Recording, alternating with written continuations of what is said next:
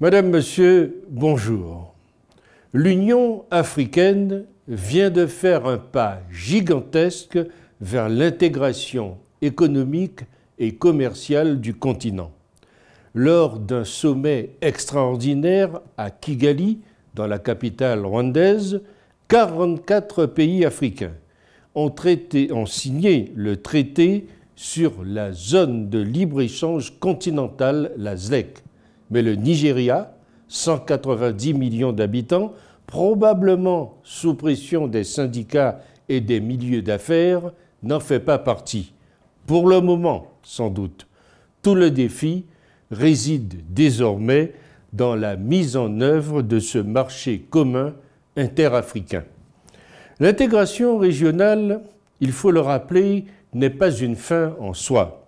Elle devrait être plutôt considérée comme un premier pas vers la création d'un climat propice aux investissements et à la compétitivité à l'exportation. Les économies africaines pourront ainsi surmonter les handicaps résultant de leur taille relativement réduite en ouvrant l'accès à de vastes marchés en vue de la réalisation d'économies d'échelle. Pour devenir le prochain pôle de croissance, l'Afrique doit adapter une approche complémentaire de son développement. Elle doit ainsi affronter les défis liés à la mondialisation de manière correcte et au rythme qui convient, tout en restant sensible aux problèmes de développement qui lui sont particuliers. La question importante est de savoir comment y parvenir compte tenu des tensions économiques actuelles accentuées par un ralentissement du volume des échanges mondiaux. Il se pose alors le défi de diversifier les exportations tant pour les produits de base que les biens manufacturés et les services.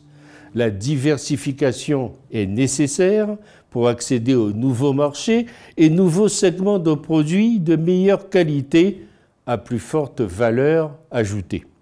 Elle est aussi d'une importance capitale pour la réalisation du développement économique, en ce sens qu'elle réduit la vulnérabilité aux chocs externes, crée des possibilités d'apprentissage et, en troisième lieu, aide à promouvoir la croissance économique du continent.